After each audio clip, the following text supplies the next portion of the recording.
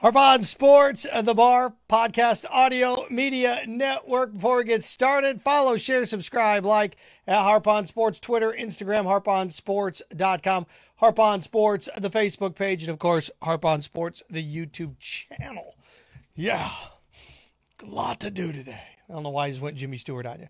Here's what we have in store for you. Baseball's grip, a little name, image, likeness news, and a little Olympic outage as Japanese politicians and officials now fear for the worst. Okay, I'm going to start off with baseball's grip because this is the most interesting thing going on right now in terms of where we are with baseball.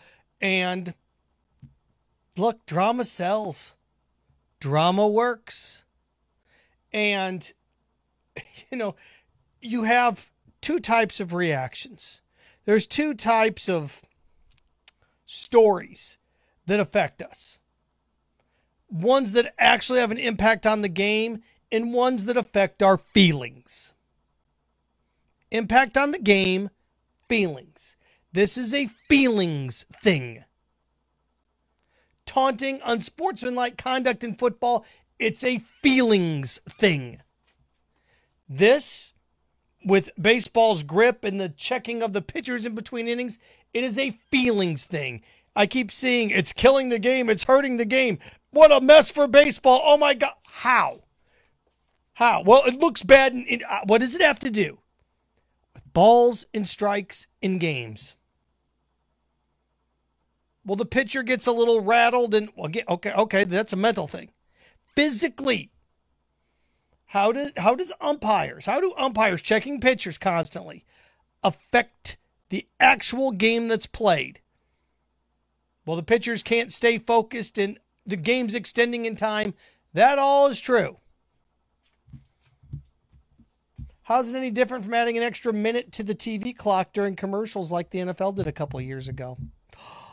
Tell me how checking a pitcher in between innings takes about 40 seconds? Is it absurd? Yeah, of course it is. But everybody's acting like this is such a bad thing for baseball. No, it's not. It brings baseball back into the forefront during the NBA postseason. It has people complaining about baseball. But how can they check these pitchers? What a ridiculous rule change in the middle of the year. It has you talking. It has you debating. It has people like me discussing baseball storylines that wouldn't exist. Now, we can talk about bad publicity and good publicity and whether it's good for the game or bad for the game. That's all fine. I'm telling you, the umpires checking the pitchers has no impact on the game. It has an impact on your feelings. Impact on your feelings. It's like when a football player shushes the crowd or an NBA player dunks and stares. That has no impact on the game. That has an impact on your feelings, on your emotions. And that's where baseball is with this. Baseball saw a problem and it adjusted. I've made mention of this numerous times. Football does it all the time. Quarterbacks are getting hit in the head. Too many injuries. Too many quarterbacks going down. They start throwing more flags. It's funny because the stickum, the pine tar, the rosin, the sunscreen, whatever you want to do with baseball pitchers, to me it's interesting because you take a step back from it and you start to look around. It's like, this is no different than during the year NFL fans debating what is a catch, what isn't a catch. This is no different than during the year NFL fans debating things that occur in certain plays and certain rulings. Remember a couple years ago in the postseason when teams could take advantage of 3rd and 4th downs and run extra time off the clock? Yeah, they changed that real quickly, didn't they? We debate things. Oh my gosh, this is a terrible way to determine a winner of a game in overtime. Only 10 minutes. Oh, first possession scores. We debate those things. It's ruining the game. Anybody that says it's ruining the game in anything is doing nothing more than grandstanding and posturing. Because it's not. It's not doing either of those things. It's just talk. Baseball needed to grip this. They got it. They're checking pitchers. Pitchers are throwing fits. They're not kicking anybody out. Now, seeing umpires run their hands through pitchers' hair, that's weird. It's weird. But don't confuse, again, something that's bizarre and strange with hurting the game, because it's nothing to do with outs. It's not like they're adding extra balls and strikes to counts. It's a feelings thing.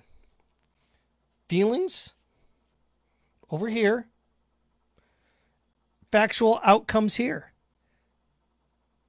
Now, you can talk about how it's making the games longer. Oh, okay. By how much? Minute? Minute and a half?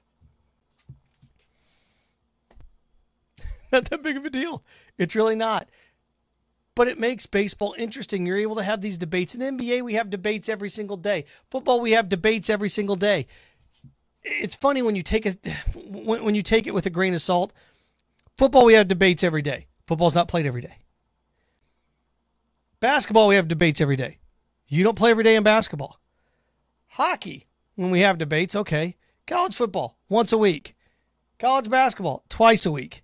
We have debates on these things constantly. Baseball takes place every single day, and we seldom have something to discuss in the narrative. Every day. The sport that should lend itself to us constantly doesn't. And now it does. Pitchers are upset. Okay. So? It's the scene from Caddyshack. Rodney Dangerfield. Walk up 5, 6 flights of stairs. What did Nunzio say? Yeah, so what? So what? So let's dance. That's how I feel about this. This is ruining the game. Oh, it's making it. The pitchers have to take off their pants and put on this display. I think it's hilarious. I think it's great. It doesn't hurt anything. It really doesn't. Except feelings. Except feelings. So good for baseball. Now baseball is going to do something different with their all-star uniforms this year. We're all worked up about that. I've never been worked up about a uniform in my life.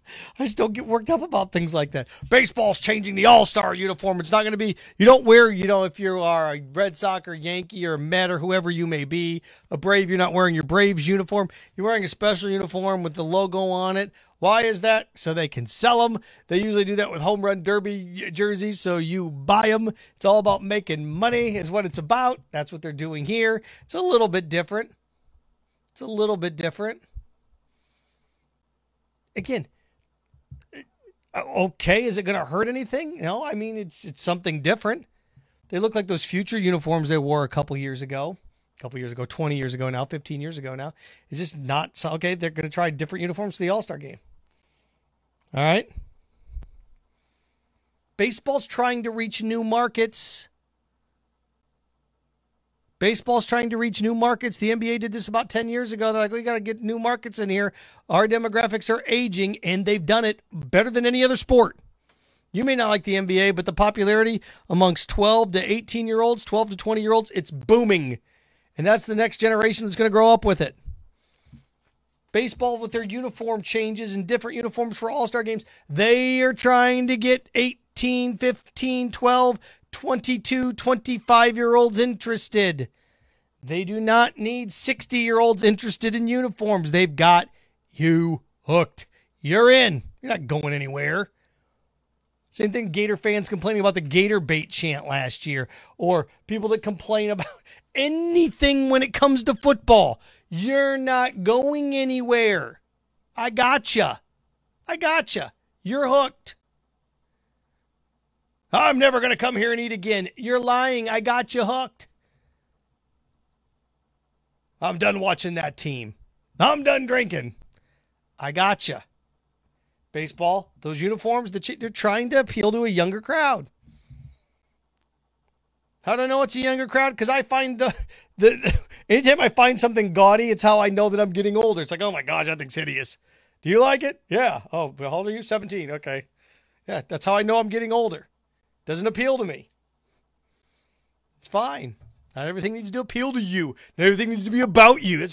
We've got this place with fans where everybody thinks it's got to be about them all the time. I mean, all the time. It doesn't. My God. Okay. From that to this. Name, image, and likeness.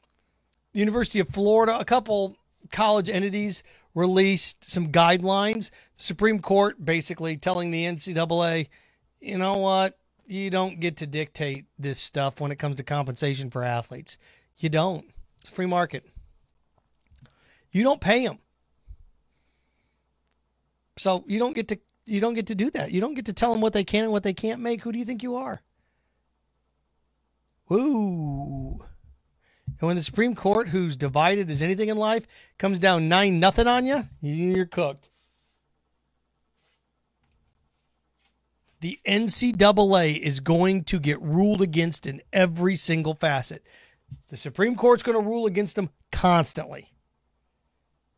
Now, whether or not you like players getting paid, collegiate players getting paid, why you'd be against that, I have no idea, just because apparently you want to keep your boot on the throat of a 19-year-old. How do I keep you down, 19-year-old? That same 19-year-old that you worship. You can't wait. You drive 2 hours to watch him play a college football game. Does you ever take that into consideration? Does anybody ever just kind of pause for a second and say, wait a second, I'm a 45-year-old man. I'm a 50-year-old man. I'm going to drive 2.5 hours for this college football game to watch a 19-year-old play a 20-year-old? So the stadium's packed, millions of dollars on the line. You worship me as an athlete. You worship these young men. And then you're going to sit back, take a step back and say, oh, they just don't get it. They don't. Think about the logic behind that. It's okay. I love college sports too. I love it just as much as the next guy, but I also could take a step back from hypocrisy and realize what I am and what I'm not. Hey, I want to watch this stuff, so they should get paid. And here's the great thing about it. And this goes back to something with name, image, and likeness that I look at with like advertisements on jerseys, practice jerseys, like the Goodyear logo on the Cleveland Cavaliers jerseys. Just if you look at the NBA Finals, everybody's got logos up around their shoulder strap of their jersey. Teams have this now. And I've always thought, look, if somebody else pays for it, I don't have to. That's fine. If an advertiser's paying for it, that means the NFL, the NBA, Major League Baseball, somebody's getting revenue from somewhere. That means I don't have to pay more in ticket prices or more for a beer or more for a hot dog. Good, somebody else can pay for something. I'd much rather have the billion-dollar corporation pay for it than me. I would. So with this name, image, and likeness thing, school's not paying them. They can go out and seek out their own money. You are your own figure. Now, it's funny looking just like at the University of Florida's rulings. It's going to be tough to execute this. There's things in there like name, image, and likeness. You cannot, if you're an athlete, you cannot use that as a tool to determine what school you go to. So I'm just going to use it because of where I work. A big booster at Florida can't say, hey, if you come here, I'm going to let you endorse my, furniture store or my automobile dealership or my butcher shop. If you come here, I'm going to give you 50 grand and you can come here. Then you come here. I can't do that. Boosters can't be involved with the name, image, and likeness. Not until you commit. Then they can be a part of it. And there's certain things too that it didn't even dawn on me. There's certain avenues that you really don't want the student athletes going down. Just kind of like NFL players. You really can't have your starting college football quarterback endorsing a casino. Get it? You really can't have them doing that, right? Can't. And there's other things too.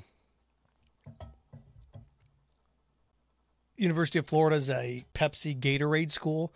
You can't really have somebody with a Gator jersey on drinking Powerade. So there's certain rules that are in place, and that's fine. Again, that's fine. But here we go. And again, if the athletes want to go make their own money, fine, let them. Why does this bother people? Oh, it's going to change the game forever. If you haven't been noticing, the game is changing constantly. Again, fascinating. Oh, these kids can't get paid. We can't pay these athletes. It's going to change everything. Oh, you want to expand the playoffs? Yeah, we need to have a longer playoff. And oh, you're okay with expanding the playoff and making these student athletes play more games. That doesn't change everything. It just changes everything. But you're not okay with him getting paid because getting paid changes everything. But expanding the playoffs from no playoffs to 4 teams, well, actually no playoffs to a 2-team playoff, because essentially what you had with the BCS, to a 4-team playoff, to a 12-team playoff, it's been changing for 20 years now. That type of change is okay. But a change that benefits the athletes, you can't have that. You know, the same athletes you drive 3 hours, 19 and 20-year-olds, to go watch for 3.5 hours every Saturday. Get up at 4 a.m., load your cooler full of beer. Yeah. So good for them. They're going to be able to make money. But there's going to be certain fine lines that you have to walk. But welcome to life. If I hear the phrase slippery slope one more time, I'm going to puke. Oh, this is a slippery slope. That exists everywhere in life. It does. A defibrillator when you shock somebody that has a heart attack. If that thing's turned up too high, you're going to fry their heart. You shock somebody that's got a heartbeat, you're going to put them into cardiac arrest. Fine line. 65-mile-an-hour speed limit. If you're going 74, you're probably safe. If you're going 77, you're probably going to get pulled over. Fine line everywhere. Imagine a plane landing. If it's coming down at 1 degree or wrong of an angle, you're in a lot of trouble. There's fine lines everywhere in life. Ooh, close call. Almost got hit. You ever have a drink in your hand and almost drop it? It's a slippery slope. But welcome to life. It exists everywhere. You came here because you were one sperm out of millions. There's a fine line everywhere. It's a slippery slope. You think, it's just going to open up a Pandora's box. And you ever realize people that say that? It never does. If you pay these athletes, it's going to open up a Pandora's box. It never occurs. Oh, it's a slippery slope to nothing. Every doom and gloom scenario that naysayers pan out, it never happens. Ever. Ever. Let them make their money. They're not responsible enough for it. So what? Neither are a lot of adults. I'm going to wrap up with a little Olympic outage. Kevin Love is on the dream team. Jalen Rose is in a lot of trouble because Jalen Rose says the only reason he made it because he was white and the Olympics didn't want Team USA. They didn't think the American people were ready for an Olympic team with only African Americans on it. Problem was the team that won the gold medal 4 years ago had nothing but African Americans on it. So we've had that story come out. We had the story of Jay Williams congratulating the Celtics' new coach and being the first minority hire for the Celtics, even though Doc Rivers coached them for nearly a decade and won an NBA title. So, you got people stepping in it the last few days here a little bit on things. And, when it comes to the Olympics in general, there's 2 different storylines going on there, right? When it comes to the Olympics in general, look, they blew it. They should have postponed it another year just because we can do things here. Because at least somewhat of 60% of the American people are responsible and have gotten vaccinated. The other 40% are either kids or buffoons. So other countries don't have the medicine and the vaccine required to stop this thing. So the Olympics are going to be played basically, you can't drink, you can't be around people, empty arenas. You could have waited a year, but TV gets involved. It's kind of like last year. What have I said time and time again? The most important thing is the money for TV rights, not necessarily the fans in the arena. The fans add a lot. They do. They're fries with your steak, but they're not the steak. The steak's the TV deal. The steak is the money. You are the passion. They are the money. TV is the money. More people think about a football game at home. Average SEC football games watched by what? 7 million people? 8 million people? How many people in the stadium? 90,000? So how many, what percentage is that more that can, if 7 million people are watching a game on TV at home and only 90,000 attendance, the people on TV are obviously more important than the people in the stadium. It's just a fact. Again, feelings and facts.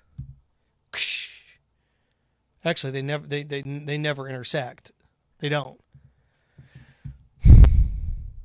So, look.